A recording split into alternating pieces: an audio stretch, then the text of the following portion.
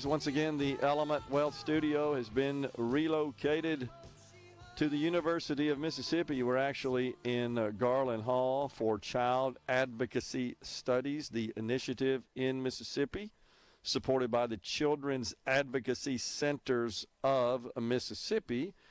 Right now, it's our pleasure to welcome Representative Clay Deweese.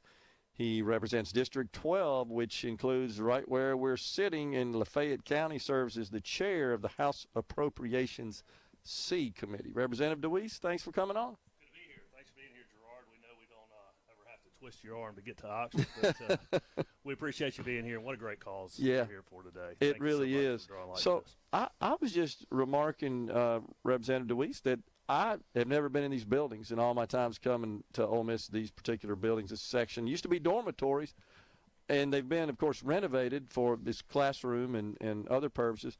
These are really nice facilities.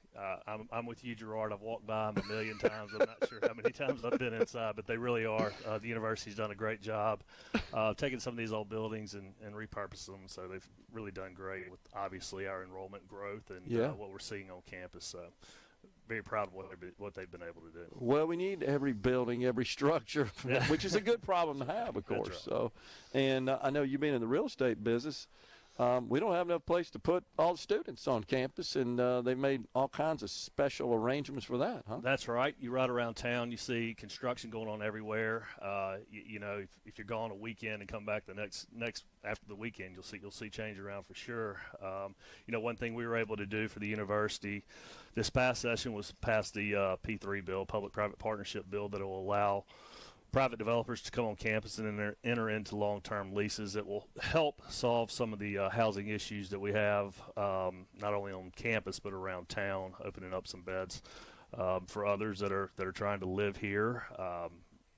I know growth is a problem that we have, and we're certainly looking at options and how to solve those issues. Well, that's better than the alternative. That is correct. As you're well aware, the higher ed industry really across the country is struggling with declining enrollment. We're not experiencing that for the most part in Mississippi at all of our schools. That's right. And if you look at enrollment growth, you really see it across the southern schools. Yeah. We look at it all the time, and really looking at the SEC and how we fit in, and our growth rate is one of the highest in the SEC. Very few, if any, are declining in enrollment, so we're very proud of that.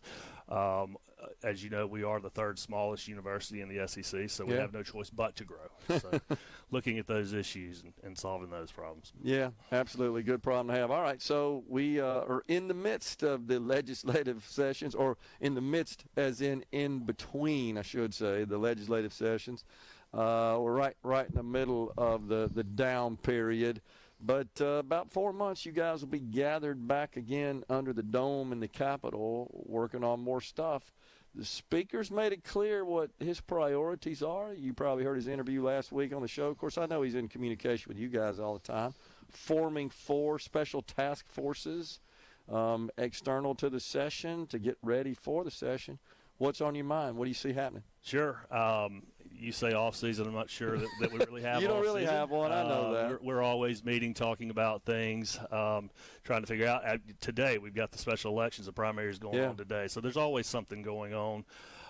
He's been very clear of what he wants to do and his priorities, as you saw last year with the passage of HB1.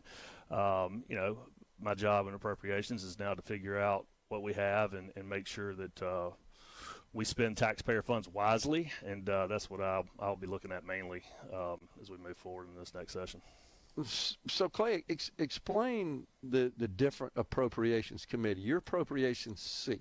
Sure. So is there an A and a B, and what do they do? Sure. That's different. When Speaker White took over, the load of appropriations, you've been in those rooms, you've seen. Oh, yeah. We've got roughly a $7 billion state budget. That was falling to the appropriations chair on the House side and the appropriations chair on the Senate side. Speaker White decided to break it up on the House side and have 5 chairmen of appropriations, okay. Chairman Reed, and then the 4 of us that handle just different budgets under Chairman Reed. I've been tasked with a lot of the health care budgets, child protective services, mental health, those type budgets, Department of Health, and then just various budgets to the other three chairmen. It's a lot to focus on just what we have. I can't imagine doing it as a whole. So I think the system has worked well, and we're very proud of what we've been able to do. You saw the budget process this year. We probably didn't go as smoothly as we had hoped, but we came out with a good conservative budget. We were very responsible and conscious of the taxpayer dollars, and we'll move forward next year. Yeah. So the big, beautiful bill, as it is referred to, is passed. It's in law. Will have some effect on our state's budget. Have you guys started reviewing that, planning for that, talking about that? Sure. We obviously have taken note of what happened in the big, beautiful bill. What OB3, I think, is what they call it up there. OBBB. Yeah. Anyway, we'll assess what effects those have, and certainly some budgets that I'm responsible for will be affected. Mainly the Medicaid budget. We'll have to see what happens there, and then what we're able to do. So we'll certainly take note and see how we react to it. Could have some impact on SNAP funding, administrative funding, and actual the benefits themselves based on this new provision that if the error rate exceeds a certain level, states may be on the hook to pick up some of that. We got some work to do there. We certainly have a lot of work to do. I know the director, Cindy Bradshaw, has got her hands full for sure, taking a look at all this, and I work closely with her and look forward to working with her in this upcoming session to make sure we do things responsibly for the taxpayers of Mississippi. Yeah, and then Medicaid, of course, that's a massive program. As you know, we receive, I think, around $7 billion a year, as big as our general fund budget is, from the federal government to operate the state Medicaid program. The state contributes just under $1 billion. Right under $1 billion, that's correct. So some changes there, not as impactful to Mississippi because we didn't expand Medicaid, so-called Medicaid expansion, which is the states that will be most affected. But still something you got some other provisions you'll have to deal with. That's correct. As we move forward through. So you're getting ready for that. Getting ready for that. So you and I have talked before about this, but I got to ask you, the speaker has indicated that school choice is a top priority in the 26th session. Where do you see that going? Yeah, I believe he phrases it as educational freedom. Right. I don't know exactly what that looks like yet. I think that I know he's got the special committee this summer looking at that. We'll have to see what comes of that. There's so many different formats of that. I know in the big, beautiful bill, I believe that there's some federal tax credit that comes into play there. So we'll have to see what comes out of his task force this summer and kind of where it falls and what he's offering, or I guess what the whole program that he envisioned looks like come session. Yeah, one focused on that, as you know, and then another focused on voting and voting rights, voting election integrity as well, right? That's right. And you had Secretary Watson on, I think, just a few minutes ago, as we look what's happened across the country and making sure our voter rolls are clean and right. I know he's doing a great job with that. He's focused on that. It's his time as Secretary of State and done a very good job with that. I know the Speaker's got a committee looking at that as well in this offseason. Created a new tier for the public employees retirement system. Of course, as you know, that stopped short of the total action needed to stabilize the program. I feel like that's going to get a lot of attention in the next session. You think? I believe the PERS system certainly will get some attention.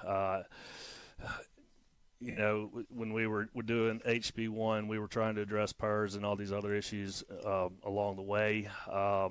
Didn't go exactly how we had thought, but certainly an issue that we created the fifth tier, and they're looking at that and.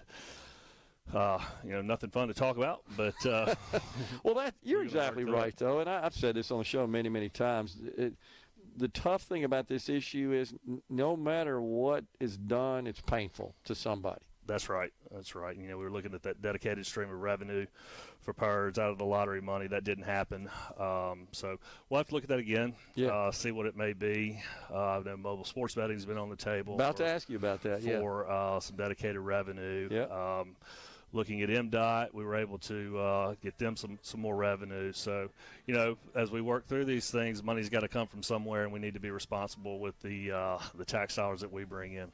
Got it. Representative Clay Deweese, he represents District 12. That includes right where we are today, Lafayette County, serves as the chair of House Appropriations C. Representative Deweese, always good to see you. Thanks for coming on. Thanks, man. Gerard. Yeah. Thanks for being here. You bet. Look forward Folks, to seeing you soon. you bet. We're coming right back. We're taking a break right now. We're in Oxford. We're on the campus of Ole Miss for Child Advocacy Studies, the initiative there. We're coming right back with more.